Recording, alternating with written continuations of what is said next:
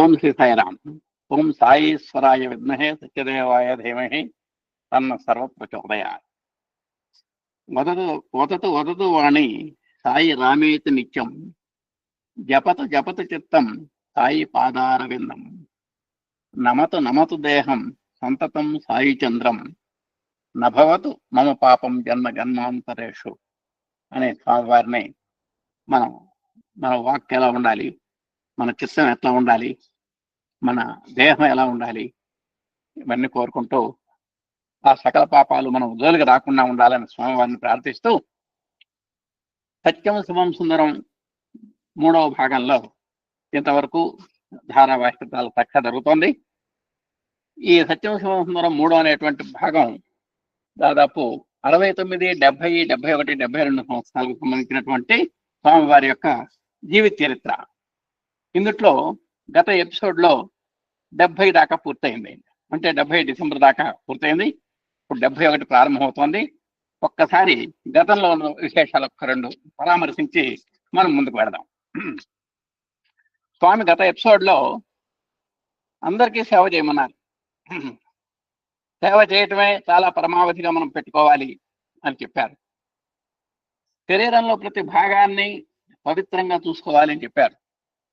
శిరస్సు అయితే అంటే మొహానికైతే 4 సార్లు పౌడర్ రాస్తాం, కాళ్ళు కడుక్కోవడానికి ఇబ్బంది పడతాం, కాళ్ళు కడుక్కున్నా తుడుచుకోం, అశ్రద్ధ వహిస్తాం. అట్లా కాదు, అన్ని కూడా శరీరంలోని ప్రతి అంగము ప్రధానమైనది. అట్లా ప్రకృతిలో 84 లక్షల జీవరాశులు కూడా అంత ప్రధానం కలిగినటువంటివి. చీమకో ప్రాధాన్యము, ఏనుకో ప్రాధాన్యం కాదు, ఇక్కడ దేని యొక్క ప్రాధాన్యం దానికి ఉన్నది. అలాగే నీ శరీరంలో ఉన్నటువంటి అంగాలకు కూడా అలాంటి ప్రాధాన్యం ఉంది. కాబట్టి నువ్వు శిరస్సు పొంగిపోవాల్సిన అవసరం లేదు, పాదం కుంగిపోవాల్సినటువంటి అవసరం లేదు అని కూడా స్వామి చెప్పారు. జ్యోతి ధ్యానాన్ని గురించి చక్కగా చెప్పారు. జ్యోతి ధ్యానాన్ని బాగా అలవర్చుకోవాలి అని చెప్పారు. అలాగే హార్స్లీ కొండల్లో మన వీళ్ళందరికీ కూడా సేవ చేసినటువంటి ఒక జంతువు ఉందండి. అంటే భూతదయ అంటారు, సర్వభూతదయ అంటాను దీన్ని. భూతదయ అనగానే మనకేం గుర్తుకొస్తుందంటే, ఒక కుంటివాడికి సాయం చేద్దామనో, ఒక మూగవాడికి సాయం చేద్దామనో, ఒక అంధుడికి, మూగవాడికి, కుంటివాడికి, గుడ్డివాడికి, అన్నం లేనటువంటి వాడికి, వీళ్ళందరికీ ఏదో చేద్దాము అనేటువంటి తపన భూతదయలో భాగంగా మనం జనరల్ గా గమనిస్తాం. కానీ స్వామివారు అట్లా కాదు. ఆ హార్స్లీ కొండల్లో జరిగినటువంటి ఆ సమావేశాల్లో 33,800 అడుగులు ఉన్నటువంటి హార్స్లీ కొండల మీద ప్రతిరోజు 3 ట్రిప్పులు ఒక దున్నపోతూ వాళ్ళకి కావాల్సినటువంటి నిత్యావసరాలు, అంటే బిస్కెట్లు కానివ్వండి, స్నాక్స్ కానివ్వండి, ఒక నెల కానివ్వండి, లేదా మంచి నీరు కానివ్వండి, సరఫరా చేసింది. చివరిలో చిన్న టెస్ట్ పెట్టారు స్వామి. ఏమండి, ఎవరు ఇప్పుడు కిందకి దిగాలి, ఎవరు తొందరగా నడుస్తారో, ఎవరు మంచి చక్కగా నడుస్తారో చూద్దాం అన్నారు. అందరూ దిగుతున్నారు. దిగుతుంటే స్వామివారు కూడా దిగుతున్నారు. దిగుతూ జస్ట్ ఒక చోట కొంచెం పక్కకి వెళ్ళారు, ఒక దొడ్లోకి వెళ్ళారు. ఆ దొడ్లో కూడా ఇంకా ఆంతరంగికంగా లోపలికి వెళ్ళారు. ఒక బంగ్లా, ఆ బంగ్లా పెరడ్లో కూడా వెళ్ళారు. పెడితే అక్కడ ఒక దున్నపోతుని, నువ్వు చాలా శ్రమపడి మాకు సేవ చేసావు బంగారు అనే మాటలు స్వామివారు చెబుతుండగా వినబడింది అన్నమాట. అంటే ఇన్నాళ్ళు మరి వాళ్ళకి కావాల్సినటువంటి వస్తుజాలము ప్లస్ మంచినీటి వసతి కల్పించినటువంటి ఆ దున్నపోత కూడా వీపు నిమిరి ఆయన తన భూతదయం చాటుకున్నారు. అందుకనే అవినయం అపహర విష్ణు శమయ మనః దమయ విషయమృగ తృష్ణాం భూతదయం విస్తారయ తారయ సంసార సాగర అని మనం ప్రతిరోజు కూడా ప్రార్థన చేసుకోవాల్సినటువంటి అవసరం ఉన్నది. ఆ భూతదయ అంటే స్వామివారిది ఇది ఒక్కటే కాదు. ఇంకొక సందర్భంలో నీలగిరి కొండల్లో కుట్టాన్ అనేటువంటి ముసలి కుక్క ఒక ఉదాహరణ కూడా చెప్పారు. దాని మీద ఎంత విశ్వాసం చూపించారో, అది స్వామివారు కనపడంగానే లేచి ఎట్లా స్వామి యొక్క అంగీని తాకాలి అని ముచ్చట పడుతున్నది. అప్పుడు వాళ్ళని అందరినీ కూడా విడిచిపెట్టమన్నారు. అప్పుడు ఆ స్వామివారి యొక్క అంగీ పక్కనే నడుస్తూ స్వామివారు ఎంత వేగంతో నడుస్తున్నారో అంత వేగంతో నడుస్తూ అది ఆ స్వామివారి ఎక్కడ కూర్చుంటే అక్కడ కూర్చునేది. ఆయన వంటశాలలోకి వెళ్ళారు. ఆ పదార్థాలు ఎలా ఉన్నాయో ఒకసారి తనిఖీ చేద్దామని. ఆ వంటశాలలో కూడా ఇది వెళ్ళింది. నిజంగా మనతో పాటు వస్తే ఎవరు ఒప్పుకోరు, ఆ స్వామివారి పక్కన ఉంది కాబట్టి. అందుకనే స్వామి జుబాన్, మిగతా వాళ్ళు 0 అని చెప్పాలి. ఇక్కడ 0. నిజంగా కుక్కను ఎవరైనా అనుమతిస్తారా భోజనశాలలో? అనుమతించలేదు. కానీ ఈయన వెళ్ళంగానే ఈయనతో పాటు నెమ్మదిగా నడుస్తున్నటువంటి ఆ కుట్టాను కూడా అంత విజిట్ చేసేటువంటి అవకాశం దొరికింది. కాబట్టి అందుకనే దాన్ని దృష్టిలో పెట్టుకొని స్వామి జుబాన్ మనం జీరోగా మనం భావించాలన్నమాట అక్కడ. ఆ విధంగా దాన్ని చాలా తీసుకొని అదంతా తిరగదీసి స్వామివారి దగ్గర కూర్చొని అక్కడే ప్రాణాలు వదిలినటువంటి సంఘటన మనకు ఆ స్వామి యొక్క భూత దయలో ఒక భాగంగా ఇక్కడ ఒకటి చెప్పబడింది. అలాగే సాయి గీతను కూడా ఉదాహరించబడింది. సాయి గీత కూడా స్వామివారు 4 రోజులు ఏదన్నా ట్రిప్ వెళ్తే దిగాలుగా కూతుండేది. హాస్టల్లో అమ్మని నాన్నని వదిలిపెట్టినటువంటి కుర్రాడు ఏ విధంగా అయితే ఉదాసీనంగా నిర్లిప్తంగా మరి నిస్తేజంగా ఉంటాడో అలాగే ఆ పెంపుడుకు అయినటువంటి ఆ సాయి గీత కూడా అలా బాధపడేది. అందుకని ఒకసారి బెంగళూరులో 4 రోజులు ఏమన్నా వేసవి జరిగేటప్పుడు సాయి గీతను కూడా అక్కడికి తీసుకెళ్ళేటువంటి సందర్భాలు కూడా లేకపోలేదు అని చెప్పారు. చాలా మంది నామస్మరణలో కూడా చిన్న విశేషం చెప్పారు. ఏమంటే మేము నామరూపాలను పూజిస్తే ఫలం లేదు, సమత్వము, శాంతి, ప్రేమ, సహనము ఈ 4 ముఖ్యమైనటువంటి మౌలికమైనటువంటి పాయింట్స్ లేనప్పుడు మీరు నా నామాన్ని జపించిన నా రూపాన్ని చూసి నా యొక్క సౌందర్యానికి మీరు ముచ్చటపడ్డా ఏం ఉపయోగం లేదు అని చెప్పారు స్వామి. కాబట్టి ఆ నామం ద్వారా మనం ఈ గుణాన్ని మనం పెంపొందించుకోవాలి.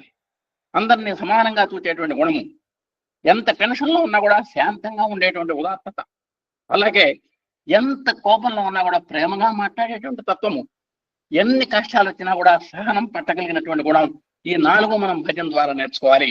మనకు భజన నేర్పేటువంటి వివి అని వారు భగవన్నామ సంకీర్తన మాధుర్యాన్ని చక్కగా తోలు ఒలిచినట్టుగా చెప్పటం జరిగింది. మరి ఆ విధంగా హృదయంలో ప్రతిష్ఠించుకోవాలి భగవంతుడిని అనేటువంటి ఉదాత్తత్వం మనం భజన చేయాలని చెప్పారు. భగవాన్ కూడా 2 శక్తులు ఉన్నాయని చెప్పారు, విద్యామాయ, అవిద్యామాయ. ఒక్కోసారి తెలిసి మనం బొట్టలో పడిపోతాం, తెలియక బొట్టలో పడిపోతాం ఒక్కోసారి. అలాంటి వాటికి కూడా ఎన్నో విశేషాలు చెప్పారు. పదవి, పలుకుబడి, అధికారం, ఐశ్వర్యం ఈ 4 చాలా ప్రమాదం అని చెప్పారు స్వామి. పదవి ఏమంటే కన్వీనర్ గారు అంటే చాలు ఆయన కాలు ఎగరేస్తాడు, చాలా ఇబ్బందులు వస్తాయి. అలాగే మరి ఆ పదవి ఒకటి. నెక్స్ట్ పలుకుబడి, కొంతమంది కూర్చుంటారు, వారికి ఫోన్ చేస్తారు, పనులు అయిపోతుంటాయి. అధికారం, కొంతమంది అసలు ఆయన చూడంగానే చేయాలనిపిస్తుంది అనమాట. అంతే, ఆయన ఊరికి ఒక కాల్ చేస్తాడు, ఫలానా నీళ్ళ బాటిల్స్ 30 కావాలి ఇమీడియట్గా అంటే వచ్చి పడతాయి అంతే. ఆ అధికారం కానివ్వండి, ఐశ్వర్యం, ఇవన్నీ కూడా గర్వానికి దారితీస్తాయి. ఇవి ఉండకూడదని కాదు స్వామి చెప్పేది. పదవిలో ఉండొచ్చు, నువ్వు నీకు పలుకుబడి ఉండొచ్చు, నీకు అధికారం ఉండొచ్చు, ఐశ్వర్యం కూడా భగవంతుడి ఇచ్చి ఉండొచ్చు, కానీ వీటిని చూసి ఎప్పుడు కూడా పొంగిపోబాకు, ఇవన్నీ కూడా అశాశ్వతములు అని స్వామి చక్కగా చెప్తున్నారు. ఈ విధమైనటువంటి భగవంతునితో, భగవంతుని ద్వారా భగవంతుని కొరకు జీవించడం అనేటువంటిది మనం నేర్చుకోవాలి అని స్వామి చక్కగా చెబుతూ చివరిగా చెప్పినటువంటి పాయింట్ ఏంటంటే, మరి మీ హృదయం అనేటువంటి క్షేత్రాన్ని పనికిరాని మొక్కలను తీసి అవతల పడండి, అంటే దుర్భావాలను తొలగించండి, సాధనతో దున్నండి, సదాలోచనల బీజాలను నాటండి, ప్రేమ అనేటువంటి నీరు చల్లండి, బీజాలు మొలకెత్తేలాగా చూడండి, జ్ఞానం అనేటువంటి పేరు ఎదిగేలాగా చూడండి, ఆనందం అనేటువంటి పంటను అనుభవించండి అని ఈ విధంగా 70వ సంవత్సరంలో డిసెంబర్ వరకు జరిగినటువంటి ఎపిసోడ్లో మన గత మహిళా మనులు అంతా కూడా ఇవన్నీ కూడా చెప్పడం జరిగింది. వాటిలో మనం ఒక స్థాళీ పులాక న్యాయంగా మనం నేర్చుకున్నాం. అంటే భూతదయకి ఎంత ప్రాధాన్యం ఇచ్చారో స్వామి, మరి అంత మనం ఎంత ఉదాత్తంగా మనం చూడాల్సిన అవసరం ఉంది. ఇవాళ 12వ చాప్టర్ ప్రారంభం అండి. ఈ చాప్టర్ యొక్క పేరు మరొక అద్భుతము. ఒకసారి చూద్దాం. సిలోను వెళ్ళి అక్కడ పట్టణములందు పల్లెలందు ఉన్నటువంటి భక్తులను కలుసుకొని వారి ఆనందానుభవాల్లో పాల్గొనటకు నాకు వచ్చిన ఆహ్వానమును అంగీకరించుటకు బాబా నాకు అనుమతించిరి. తదనుగుణంగా రైల్లోను ప్లేన్లోను చేయవలసినటువంటి ప్రయాణమునకు కావలసినటువంటి రిజర్వేషన్లు ఏర్పాటు చేసుకొని మరో గంటలో ఎయిర్పోర్ట్కు వెళ్ళవలసి ఉన్నది. నేను ఆ అనుజ్ఞ తీసుకోవడానికి బాబా పాదముల యొక్క మురాల శిరమును వంచి నమస్కరించాను. స్వామి, మీ యొక్క ఆజ్ఞ ప్రకారం నేను సిలోన్ వెళ్ళబోతున్నాను అని. ఎక్కడికి వెళ్తున్నావు అని అడిగారు. సిలోన్ స్వామి అన్నారు. సిలోన్ అనగానే మీరు గుర్తుపెట్టుకుని సింహళ ద్వీపం ఉంటారు దీన్ని. మన భారతదేశం ద్వీప కల్పము సిలోన్ ద్వీపము అంటారు. అంటే దేనైతే చుట్టూ నీళ్లు ఉంటాయో ఇట్ ఈజ్ కాల్డ్ ద్వీపము. అలాంటి సిలోన్ వెళ్తున్నాను స్వామి అన్నారు. సిలోన్ ప్రయాణం రద్దు చేసుకున్నట్లు టెలిగ్రామ్ ఇచ్చి నాతో రేపు గోవాకు బయలుదేరడానికి సిద్ధంగా ఉండు అన్న. పిడుగు లాంటి వార్త పడింది. ఇంతవరకు ఎంతో మనసులో ఉవిళ్ళూరుతున్నటువంటి కస్తూరి గారికి రేపు సిలోన్ ప్రయాణం రద్దని టెలిగ్రామ్. మరి ఎక్కడికి వెళ్ళాలి? నాతో పాటు నువ్వు గోవాకు రావాలి, బి రెడీ అన్నారండి. ఒక్కసారి ఆయన ఆశ్చర్యపోయినాడు కస్తూరి గారు. అంటే స్వామి యొక్క తత్వాన్ని నరనరానా జీర్ణించుకున్నటువంటి కస్తూరి గారికి కూడా ఒక్కసారి ఒళ్ళు దళదరించింది అనమాట. ఏమిటి ఇట్లా అంటున్నారు స్వామి అని. అయినా స్వామి యొక్క ఆదేశాలకు తిరుగులేదు కనుక స్వామి అలాగే అని వారి యొక్క ఆజ్ఞను శ్రద్ధ వహించి అలా ఉన్నారండి. ఇంతలోకి ఏం జరిగిందో ఒకసారి చూద్దాం. ఈ విధంగా ఒక 2-3 రోజులు గడిచిన తర్వాత ఒక చిన్న లెటర్ వచ్చింది. ఆ లెటర్ ఎక్కడి నుంచి వచ్చింది? సిలోన్ నుంచి వచ్చింది. ఏమిటో సారాంశం చూద్దాం. సిలోన్కు వచ్చేదనని మీరిచ్చిన వాగ్దానమును రద్దు చేసుకుంటూ ఇచ్చిన మీ టెలిగ్రామ్ బాబా యందు మాకున్న విశ్వాసమును ద్విగుణీకృతం చేసినది అంటూ సిలోన్లోని ప్రధాన సేవా సమితి కార్యదర్శి శ్రీ త్యాగరాజయ్య గారు తమ జవాబును వివరించుతూ రాసినటువంటి జవాబును చూసిన తర్వాత ఉపశమనం కలిగింది. అక్కడి నుంచి ఏం జరుగుతుందో స్వామి అనుకుంటున్నటువంటి ఆ కస్తూరి గారికి చిన్న జవాబు వచ్చింది. మీరు ఇట్లా రద్దు చేసుకుంటున్నట్టు అయినా సరే స్వామి మీద మాకు ఇంకా అకుంఠితమైనటువంటి విశ్వాసం ద్విగుణీకృతం అయిందని వాళ్ళు రాశారు ఉత్తరం. అంటే మీరు సామాన్యంగా మానేశారంటే ఎంతో కారణం ఉండాలి అని వారు కూడా దాన్ని సర్దుకొని ఆ స్వామి యొక్క ఆదేశాలని తిరసావించినటువంటి సంఘటన తెలుసుకున్న తర్వాత మన కస్తూరి గారికి కూడా ఉపశమనం కలిగింది. జరిగినది ఇది 10 దినముల నా పర్యటనల యొక్క కార్యక్రమమును అందుకున్న రోజున అది బిగ్గరగా చదివిన స్వతసిద్ధముగా మితభాషి అయిన నల్లయ్యనాథన్ అప్రయత్నంగా అవుననుకోండి శ్రీ కస్తూరి దయతో 10 దినముల పర్యటనకు అంగీకరించారు. కానీ వినండి, వారం రాకపోవచ్చు అన్నారట. వారం రోజుల్లో ప్రెసిడెంట్ నల్లయ్యనాథన్ గారి మాటలు అక్షరాల నిజం చేస్తూ టెలిగ్రామ్ రాని వచ్చింది.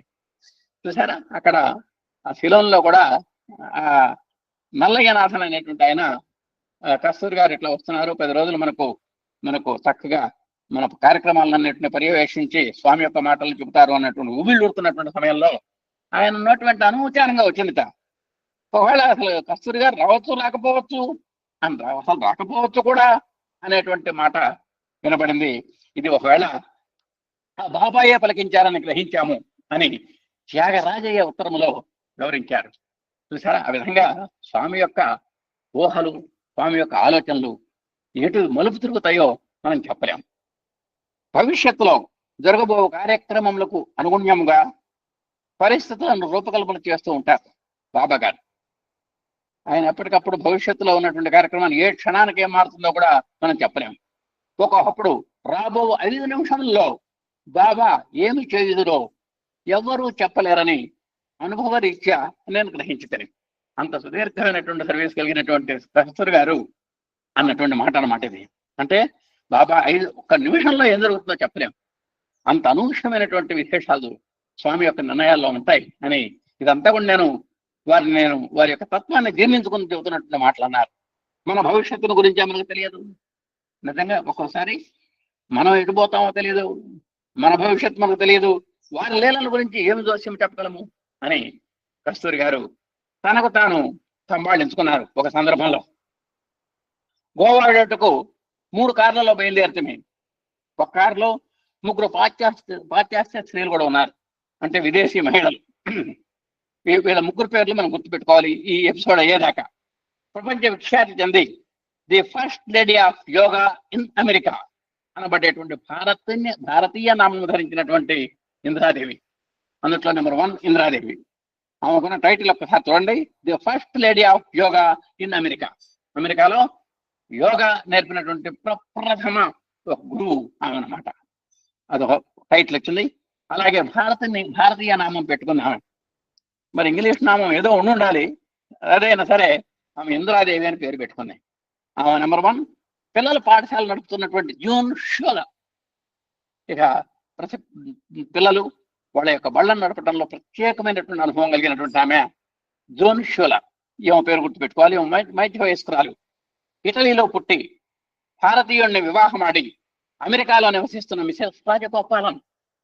కాబట్టి Indiradevi, June Schuyler, Mrs Rajagopalan, ఈ ముగ్గురు యొక్క మహిళలు, పాశ్చాత్య మహిళలను మనం ఈ ఎపిసోడ్ అయ్యేదాకా జాగ్రత్త గుర్తుపెట్టుకోవాలి.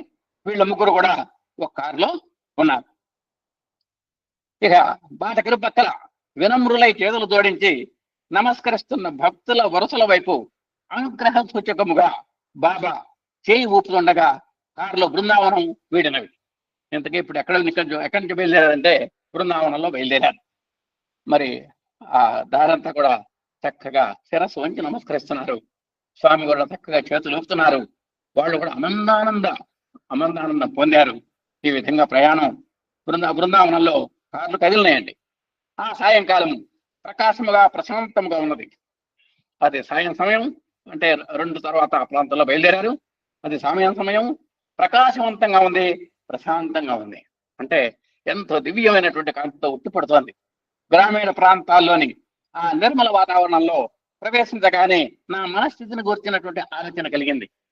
మరి పట్టణ వాతావరణాన్ని వదిలిపెట్టి గ్రామీణ వాతావరణంలో అడుగుపెట్టారు. అప్పుడు నాకు ఆలోచన వచ్చిందండి. నమ్మశక్యము కానంతటి శాంతితో నా మనస్సు నిండింది. నా జీవితము అస్తవ్యస్తమై నిరాశతో ఒక్క భగవంతుడే నాకు శాంతినివ్వగలడన్న ఉద్దేశంతో నేను ఇక్కడికి వచ్చినాను. అవును, ఆ భగవంతుడే నా వ్యధల భారాన్ని తొలగించి శాంతిని ప్రసాదించినాడే అని రాసుకున్నది జూన్ షూలర్. ఇంతకీ ఈ యొక్క అభిప్రాయాలు ఎవరి అంటే మనకు మహిళామణుల్లో ఇందాక చెప్పుకున్నాం, Indiradevi, June Schuyler, Mrs Rajagopalan. అందుట్లో జూన్ షూలర్ అంటే బడి పిల్లల యొక్క పాఠశాలను నడపడంలో మంచి ఎక్స్పర్ట్.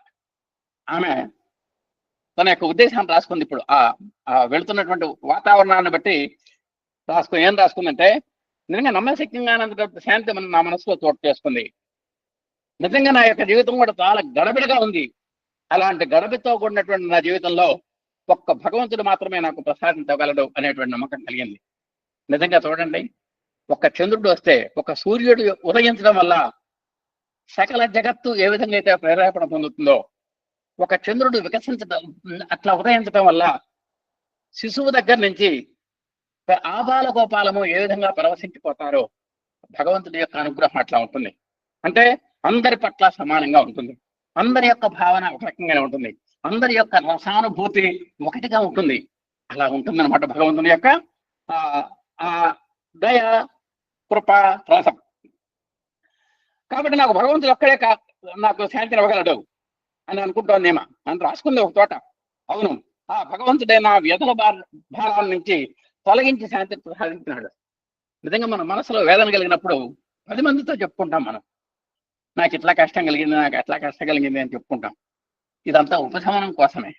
నీ మనసు ఉపశమించుకోవటం తప్ప ఈ విన్నటువంటి 10 మందిలో ఎవరు కూడా నిన్ను నీ యొక్క కష్టాన్ని తీర్చలేరు, తీర్చలేరు.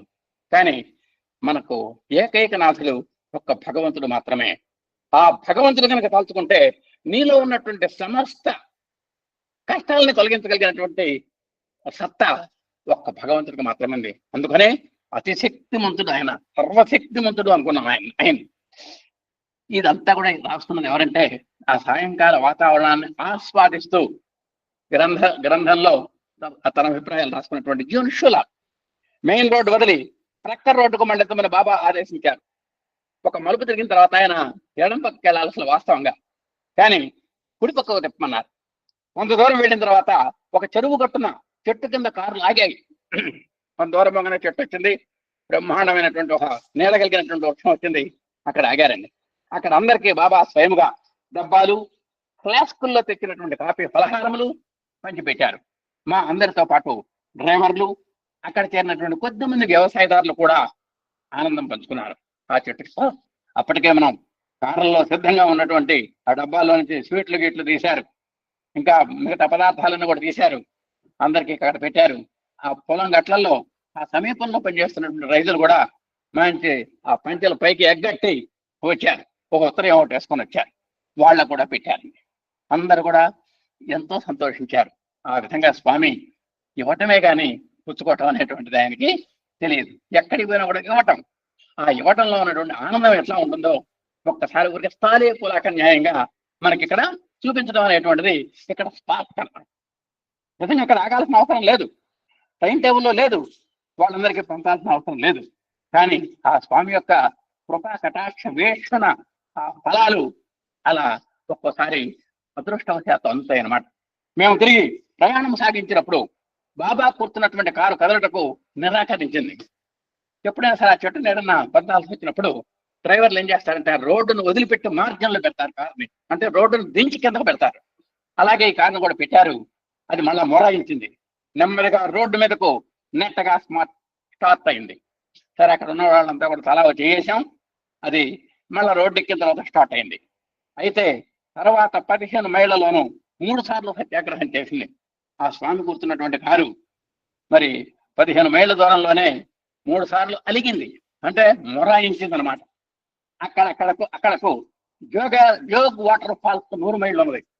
అందుకే వీళ్ళ యొక్క ప్లాన్ ఏమిటి, జోగ్ వాటర్ ఫాల్స్కి వెళ్ళాలి. అంటే జోగ్ జలపాతము అంటాను దీన్ని. మన సోషల్లో ఎక్కడో మనకు తగిలింది పాఠం, జోగ్ జలపాతం అని. నయాగరా జలపాతాలు ఇట్లాంటివన్నీ మనకు అప్పుడు చదువుకున్నాం. రాత్రి 8 అయింది, కారు ఆగిపోయింది. దాని మరమ్మతు వరకు దగ్గరలో ఉన్న టిప్టూర్కు తీసుకెళ్లవలసి వచ్చింది. ఇక ఏముంది, 15 మైళ్ళు కాగానే ఆగిపోయిందండి. ఇక రిపేర్ చేయించవలసి వచ్చింది. అక్కడ సమీపంలో టిప్టూర్ అనేటువంటి ఒక చిన్న ప్రదేశం ఉంది. అక్కడ తప్ప బాగు చేసేటువంటి కేంద్రం లేదు. అక్కడ మరమ్మతు కేంద్రం ఉంది, అంటే గ్యారేజ్, అక్కడికి తీసుకెళ్ళాలి. అప్పుడు అందరూ బృందావనకు వెళ్ళేటకు నిశ్చయించినాము. ఇక దాన్ని అక్కడ వదిలేసి మళ్ళా ఎక్కడి నుంచి అయితే బయలుదేరామో ఆ బృందావనకు వెళ్ళడానికి ప్రయత్నం చేశామండి. మేము బృందావనకు 2 కార్లలో తిరిగి వస్తుండగా బాబాలో ఏ విధమైనటువంటి నిరుత్సాహము విసుగు లేవు సరికదా. ఆనందముగా కబుర్లు చెప్పుతూ పాటలు పాడుతూ మమ్ము ఆనందమును ముంచరి. ఆ విధంగా ఇక ఒక కారు రిపేర్కి పోవటంలో 2 కార్లలో సర్దుకోవాల్సి వచ్చింది. ఆ 2 కార్లలో ఆ పాశ్చాత్య స్త్రీలు 3, మరి ఇలా మన కస్తూరి గారు, అలాగే స్వామి, వీళ్ళంతా కూడా 2 కార్లలో బయలుదేరారండి. రాత్రి 12 గంటలకు బృందావనం చేరితే భోజనములు సిద్ధముగా ఉన్నవి. నిజంగా ఈ రోజుల్లో సెల్ ఫోన్స్ ఉన్నాయి. మేము ఫలానా తోట బయలుదేరాం, ఫలానా ఇన్ని గంటలకల్లా మేము వస్తున్నాం, బీ రెడీ, మాకు అన్ని కూడా రెడీ చేసి పెట్టాలి అని మన మన మన మన అమ్మాయి వాళ్ళ ఇంటికి వెళ్తుంటేనే మనం ఫోన్ చేసి వెళ్తున్నాం, అమ్మాయి మేము 12 గంటలకల్లా వస్తున్నాము, బీ రెడీ అని. ఇప్పుడు ఉన్నటువంటి పరిస్థితుల్లో తమ్ముడింటికి వెళ్ళినా, అన్నయ్య గారింటికి వెళ్ళినా, కన్న కూతురింటికి వెళ్ళినా, కన్న కొడుకింటికి వెళ్ళినా కూడా ఫోన్లు చేసి వాళ్ళని అలర్ట్ చేసి వెళ్తున్నాం. కానీ ఆ రోజుల్లో అంత సౌకర్యం లేకపోయినప్పటికీ స్వామి యొక్క అసలు ఆ ప్లానింగ్ ఎలా ఉంటుందో చూడండి. రాత్రి 12 గంటలకు బృందావనం చేరితే నో సెల్ ఫోన్, నో సమాచారం, భోజనములు సిద్ధముగా ఉన్నవి. మా భోజనముల విషయంలో బాబా ఎంతో శ్రద్ధ చూపిరి. నిజంగా ఎంత స్వామికి పెట్టడం అంటే ఎంతో ఇష్టం. కడుపారా తినిపిస్తారు. ఎంతో తృప్తిగా తింటేగా నేను ఒప్పుకోడు, ఆయన మాత్రం తినడు, తృప్తిగా మాత్రం తినిపిస్తారు. మాపై చూపించుతున్నటువంటి ఈ శ్రద్ధ ద్వారా బాబాకు విసుగు కలిగించుతున్నామేమో అనిపించినది మాకు. బాబా శరీరము అది వర్షంతో ప్రేమతోనే పోషింపబడుతున్నదా అన్న భావము కలుగక మానదు. నిజంగా బాబా అంతా కూడా ప్రేమమయుడు. ఆయన శరీరం అంతా కూడా ప్రేమ, అంగాంగంలో ప్రవహించేటువంటిది ప్రేమ, ఆ రక్తంలో ప్రవహించేటువంటిది ప్రేమ రసం. కాబట్టి ఆయనకి విసుగు కానీ, విరామం కానీ, నిస్తేజం కానీ, నిరుత్సాహం కానీ ఏమి లేవు ఆయనకి. ఇంత ప్రయాణం చేసినా కూడా మాకన్నా కాస్త నడుములు అలా పట్టుకొని ఇలా పట్టుకుంటున్నాయి, కానీ ఆయనకేమి లేదు అని ఆయన యొక్క ఆమె చూసినటువంటి అనుభవాలని, బాబా యొక్క పరిస్థితిని, తమ యొక్క పరిస్థితిని, ఆ బృందావనంలో అక్కడ ఉన్నటువంటి జరుగుతున్నటువంటి వస్తువుల యొక్క సౌకర్యాల గురించి ఆ జ్యూన్ షూలర్ తర్వాత వివరంగా రాసుకున్నటువంటి ఆ వివరణ ప్రకారం మనకు ఆ పైపేర నడిచింది. జ్యూన్ షూలర్ ఇంకా ఇలా వ్రాసింది, ఆదివారం ఉదయం నిద్ర లేచినప్పటి నుండి నా మెదడులో ఎన్నో ఆలోచనలు, ఇంకా రాస్తాంది ఒక చిన్న పట్టి, ఎన్నో ఆలోచనలు వచ్చినాయి. నిన్న ప్రయాణం రద్దయింది కనుక బాబా ఈనాడు ప్లేన్లో వెళ్ళిపోతారేమో అనుకున్నారు. స్వల్పకాలము పాటైనా బాబా సాన్నిధ్యంలో గడపగలిగినటువంటి అదృష్టమును మరమ్మత్తు వచ్చినటువంటి కారు మూలంగా పోగొట్టుకుంటున్నాము కదా అనుకుంది. నిజంగా కారు కనుక రిపేర్కి రాకపోతే మేము ముందుకు వెళ్ళేవాళ్ళం. అసలు దివ్యశక్తి సంబంధితులైనటువంటి బాబా కారును ఎందుకు సంకల్పంతో మరమ్మతు చేయలేదు? ఏమొక ప్రశ్న వచ్చింది. ఏంటి ఆ కారు ఆగిపోవటం ఏంటి, స్వామివారు ఇంకో కారులో బయలుదేరటం ఏంటి అంటే, అంత దివ్య శక్తి సంపన్నుడైనటువంటి వాడు ఆ మాత్రం ఒక చెయ్యి తిరగేస్తే ఆ కారు సరేవదా? దీనిని ముందే ఎందుకు ఊహించి నివారించలేదు? ఒకవేళ నిజంగానే రిపేర్కి వస్తుంది, ఆయన ముందుగానే ఊహించవచ్చుగా. ఈ కారు వద్దండి, ఇంకో కారు పెట్టండి అనొచ్చుగా. దీనికి జవాబు వెతకటే నా ఈ ప్రశ్న నాలో ఉత్పన్నమైనదేమో అని మానవ మాత్రమైనటువంటి మనకు అనుమానాలు వస్తాయి. ఈ కారును బాబాయే ఆగిపోయినట్లు చేశారేమో అన్న ఆలోచన కలిగినది. మళ్ళీ ఇంకో ఆలోచన వచ్చింది, అసలు ఆయనే ఆపేశాడో కావాలని. వెంటనే బాబా మాటలు జ్ఞప్తికి వచ్చినవి. జోగ్ వాటర్ ఫాల్స్ మీదుగా గోవాకు వెళ్ళు దారి చాలా చుట్టూ దారి. వీళ్ళంతా కూడా ప్లాన్ వేశారు, జోగ్ జలపాతం మీదుగా గోవా వెళ్ళాలి అని. కానీ ఆ దోవ చాలా చుట్టుదారి అని చెప్పింది. జోగ్ ఫాల్స్ మీదుగా వెళ్ళేటకు ప్రతిపాదనలు జరిగినప్పుడు బాబా సుముఖంగా లేరు. అంటే జోగ్ జలపాతం మీదుగా గోవా ప్రయాణం చేయాలి అనేటువంటి ప్రతిపాదన చేసినప్పుడు బాబా ఏం హుషారుగా కనబడలే. ఆయన జోగ్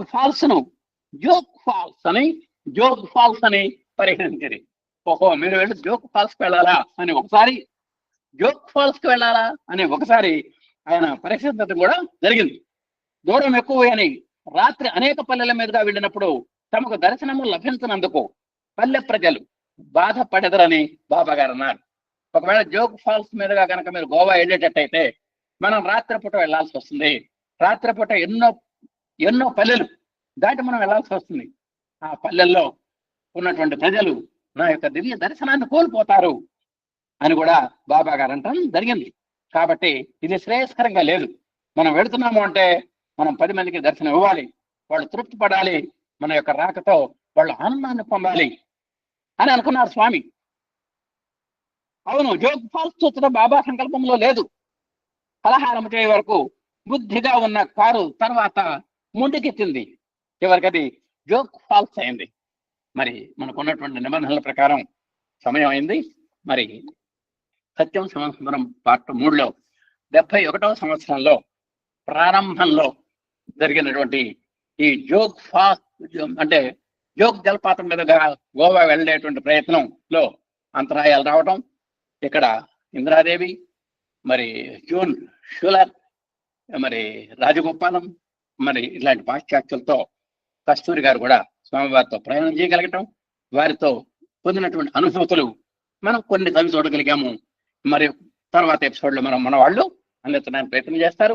ఇలాంటి సత్యం సంవత్సరం పార్ట్ 3 ఈ మాత్రం కొన్ని విషయాలు ముచ్చటించడానికి అనుగ్రహించినటువంటి స్వామివారికి, అవకాశం కల్పించి ఒక వేదిక ద్వారా ఎంతో సువర్ణావకాశం ఇచ్చినటువంటి మళ్ళీ ఎమ్మెల్యే గారి దంపతులకు, ఆత్మీయంగా ఉన్నటువంటి మీకు హృదయపూర్వకమైనటువంటి కృతజ్ఞతాసనాలు చేసుకుంటూ ఓం శ్రీ సాయిరామ్. క్వశ్చన్ చెప్పాల్సింది సార్. ఓకే,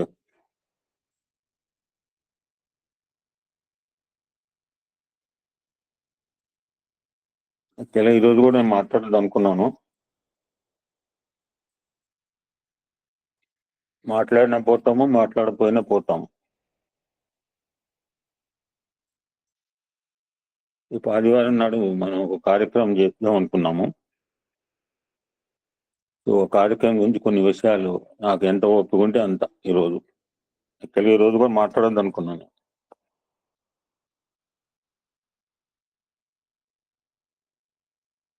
మనం మహామృత్యుంజయ మంత్రం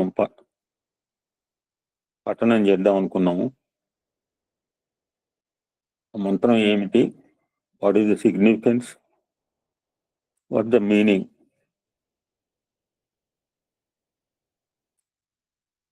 నాకు యాక్చువల్గా అయితే 2011 వరకు ఈ మంత్రం గురించి తెలియదు. ఎప్పుడైతే స్వామి హాస్పిటల్లో ఉన్నారో I know this Mantra at the time only. అక్కడ అందరూ కూడా పేపర్ మీద రాసి మేము ఒక సమితి వైద్యుగా త్రూఅవుట్ నైట్ చేస్తుండేవాళ్ళం.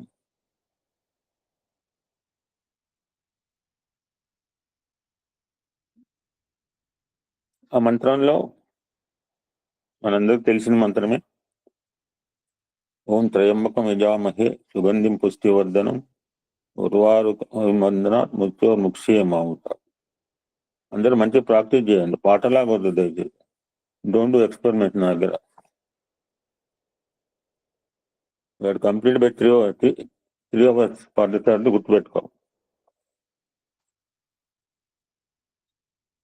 ఈ మంత్రంలో ఓము త్రయంబకం యజామహే సుగంధిం పుష్టివర్ధనం ఉర్వారుకం మృత్యోర్ముక్షీయ అమృతాత్.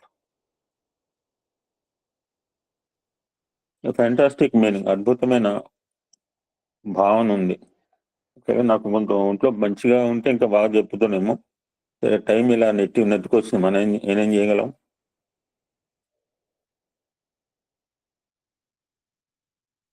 అమృతం ఆ భావాలు ఎలా ఉంటాయంటే ఇప్పుడు కంపేర్ టు అమృత తుల్యం అంటాడు ఒక మాట. మరి ఈ మంత్రం పఠిస్తే మరణాన్ని జయించవచ్చా? క్వశ్చన్ మార్క్ అది. మరి ఆంజనేయ స్వామి మృత్యుంజయులు ఎలా అయ్యారు? సో ట్రై టు రివీల్ కొన్ని విషయాలు ఈరోజు తెలుసుకొని ప్రయత్నం చేద్దాం.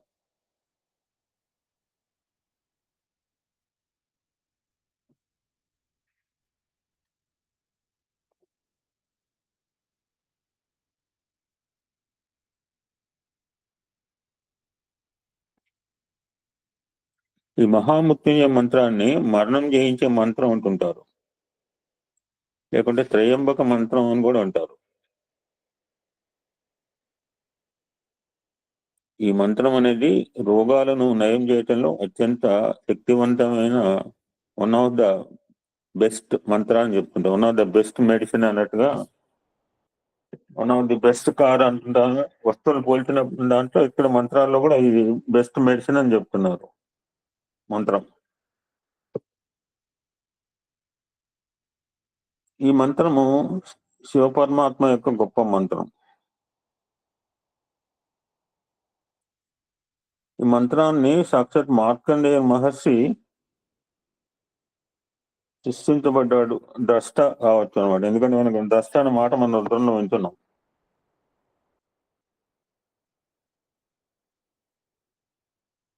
ఋషి మార్కండేయించే వ్యవహరింపబడే ఒక రహస్య మంత్రంగా ఉంది.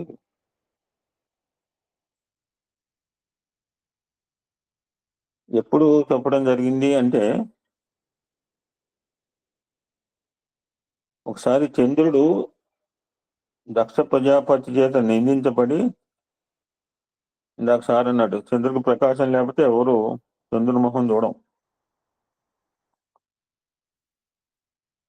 అటువంటి ప్రకాశాన్ని కోల్పోయినప్పుడు అప్పుడు మార్కండేయుడు ఈ మంత్రాన్ని ఇచ్చి కాపాడేట.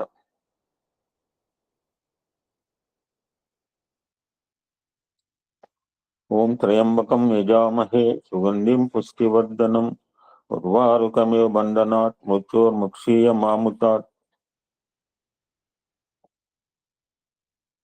ఓం ఓంకారం. ప్రతి మంత్రానికి ముందు ఇంజన్ లాగా ఉంటుంది. ఓం ఓం నమశివాయ, నమశివాయ అనొచ్చు కానీ ఓం నమశివాయ, ఓం నమో నారాయణాయ.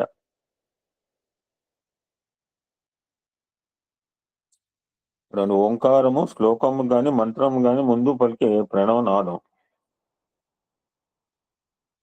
ఎవ్రీథింగ్ ఓం అని మనకు తెలుసు. ఇప్పటికే 4 సంవత్సరాలు బట్టి రుద్రం తెలుసుకుంటున్నాం. ఈ సమస్త సృష్టి కూడా ఓంలోంచి వచ్చిందే.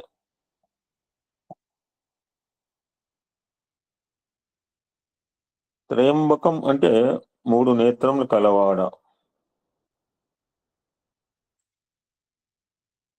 యజామహే పూజించుచున్నాము. ఆయన ఎవరు? సుగంధ భరితుడు.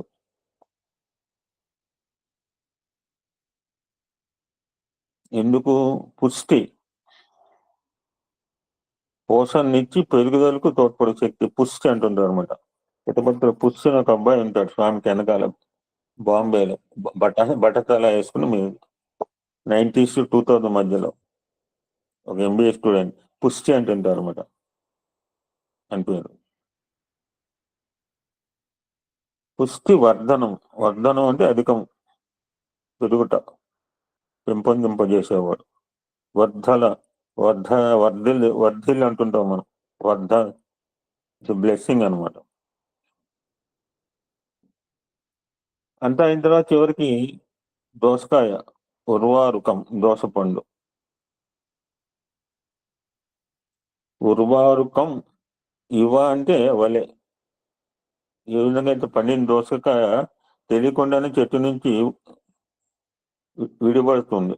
పచ్చి దోసకాయ లాగా అంటే మొత్తం తీగంతా వస్తుంది దొంక అటాచ్మెంట్స్. అదే పండుకాయ దానికి తెలియకుండానే రాలిపోతుంది అన్నమాట. బంధనాత్ అంటే బంధం తొలగించు. మృత్యువు నుంచి సుప్రీం దొందాలన్నమాట. మృత్యు అమృతత్వం కొరకు, అమరత్వం కొరకు ఏం చేశాలి? నన్ను కావచ్చు, మమ్మల్ని ఎవరికి వాళ్ళు ముక్సియ నడిపించు. Take in the spot from మృత్యు టు అమృతత్వ. ఇది కాల్ ప్రతి పదార్థం అంటుంటారు. మన తెలుగులో చిన్నప్పుడు చదువుకున్నప్పుడు ఉండేది ప్రతి పదార్థాలని. దాని భావన రూపంలో, తాత్పర్యం రూపంలో కనుక తాత్పర్యం మాట మనం తెలిసింది.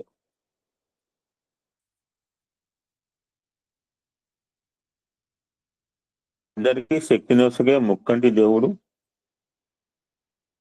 సుగంధ భరితుడు అయిన పరమశివుని నేను కావచ్చు, మేము కావచ్చు, ఇక్కడ అంతా మేము, ఇక్కడ 50 మంది ఉన్నాం, మేము పూజించుతున్నాము. అందరూ మనసులో అనుకోండి మంత్రం. రేపు కూడా నేను 20 సార్లు చదివా, 15 సార్లు చదివాను అనుకో, మొత్తం ఈ ట్రై టు చాంట్ 1000 టైమ్స్ అనుకోండి. అందరూ చదివే మనం కూడా మనసులో అనుకుందాం.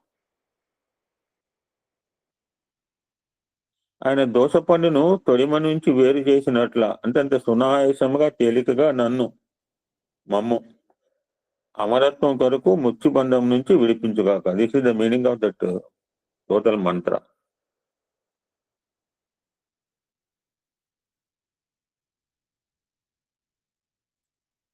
చాలా మంత్రాలు ఉన్నాయి. గాయత్రి మంత్రం తెలుసు మనకి.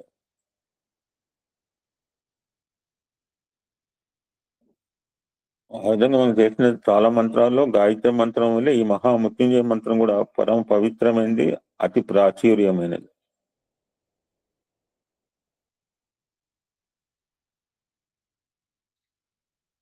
నీలగ్రీవాయ ఓన్లీ శివుడికి మాత్రమే. క్షీరసాగర్ మదనంలో జనించిన హాలాహలాన్ని రుద్రుడు దిగమింగి మృత్యుంజయుడయ్యాడు.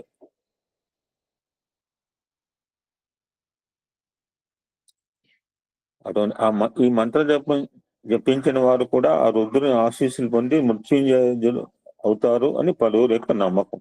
ఎవరు ఎందుకు అవుతారండి? ఇది కూడా మనకి స్వామి ఇచ్చిన సంకల్పమే. ఇప్పుడు ఎన్నో ప్రాజెక్టులు ఉండగా సడన్ గా 1008 మృత్యుంజయ మంత్రం చదవాలి. But wellbeing of everybody. ఇందులో నా స్వార్థం లేదు. నా అనుకున్నప్పుడు నాకు అనారోగ్యం కూడా రాలేదు. నాకు నిన్న మొన్న వచ్చింది. I'm not thinking about it. Survive సుఖినో భవంతు గురించి we're doing this on coming Sunday.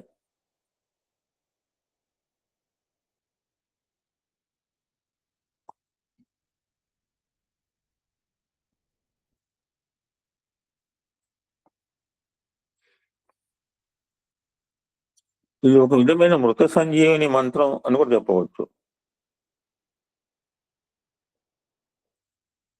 ఆపదలు అనేవి రాకుండా ఉండవు ఎవరికి. అటువంటి ఆపదలు కలిగినప్పుడు కూడా దీన్ని చదువుకోవచ్చు అని పురాణాలు చెప్తున్నాయి. 3 సార్లు కావచ్చు, 9 మార్లు కావచ్చు. అటువంటి త్రిగుణమైన సంఖ్య లెక్కన దీన్ని మేము 21 అనుకున్నాం. ఎక్కువ మంది అయ్యేటప్పుడు 18 చేశాం.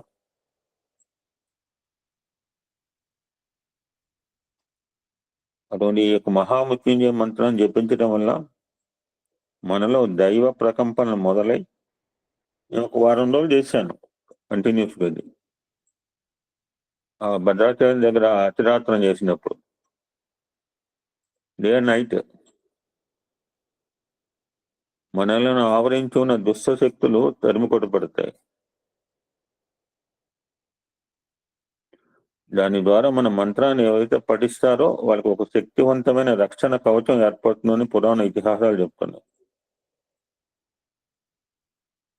ప్రమాదాల బారిన పడకుండా ఉండేందుకు అంటే ఇవన్నీ దృష్టిలో పెట్టుకుని మనం చేయట్లేదు, గుర్తుపెట్టుకోండి. ఓన్లీ ఈ మంత్రం వచ్చింది కనుక దీని ప్రాసెస్ అనుకోకుండా ఎప్పుడో చాలా రోజులు బ్యాక్, లాంగ్ బ్యాక్ ఎప్పుడో దాచిపెట్టాను చెబుదామని. ఈ టైం వచ్చింది. ఏదో ఆపదలు వస్తాయి, ప్రమాదం, ఇవన్నీ do should not think. Making habit to chant.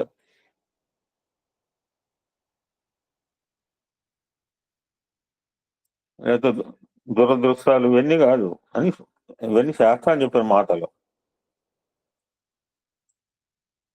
ఈ మంత్రానికి సర్వరోగాలను కూడా తగ్గించే శక్తి కూడా ఉంది అని పురాణ ఇతిహాసాల కథనం.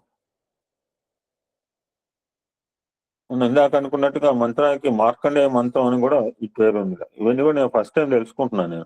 నేను ఐ నాట్ గాన్ డీప్లీ, ఎప్పుడు కూడా చెప్పలే ఈ సత్సంగం. మార్కండేయుడు ఈ మంత్రం పఠించి మృత్యువు నుంచి బయటపడ్డాడని ప్రతీతి.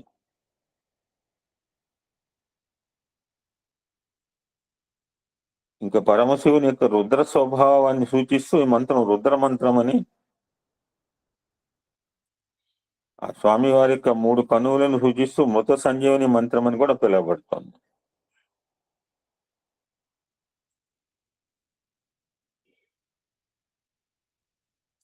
ఈ మంత్రాన్ని త్రయంబక మంత్రం అంట్లో కూడా ఎంతో గూఢార్థం ఉంది.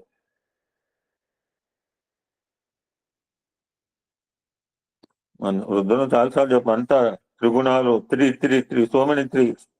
ఏమన్నా 4 త్రీస్ చెప్పండి. నేను త్రిగుణాలు అన్నాను, ఏమన్నా 4 త్రీలు చెప్పండి కాసేపుతా.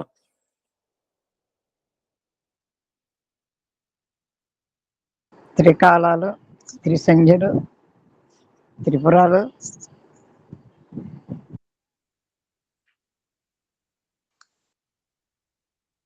త్రిమూర్తులు, సత్వరజస్తమో గుణములు, త్రిగుణములు కూడా సార్. చెప్పండి, ఎవరు చూసి వాళ్ళు చెప్పని చెప్పకండి.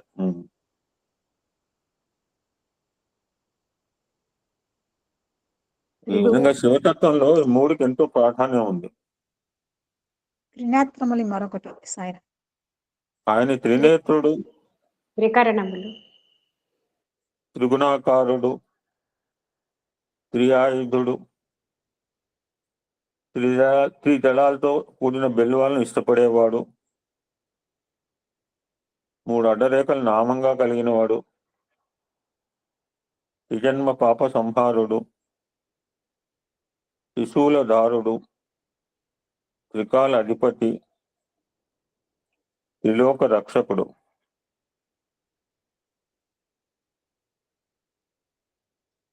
అటువంటి ఆ స్వామి యొక్క మంత్రాన్ని జపించితే మనకు రక్షణ లభించకుండా ఉంటుందండి. No doubt at all.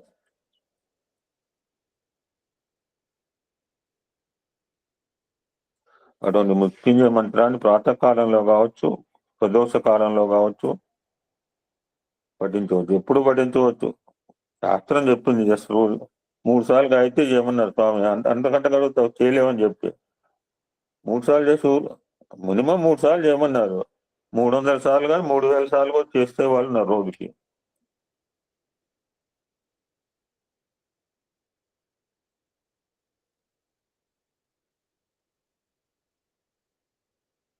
అటువంటి పరమ పవిత్రమైన ఈ మంత్రం ఇందాక తెలుసుకున్న అర్థము బాహ్యమైన అర్థం, జస్ట్ ప్రతి పదార్థము దాని తాత్పర్యం. Tomorrow will learn about the inner meaning of that artha. Tomorrow and after tomorrow will try to know it. Om shanti shanti Shanti.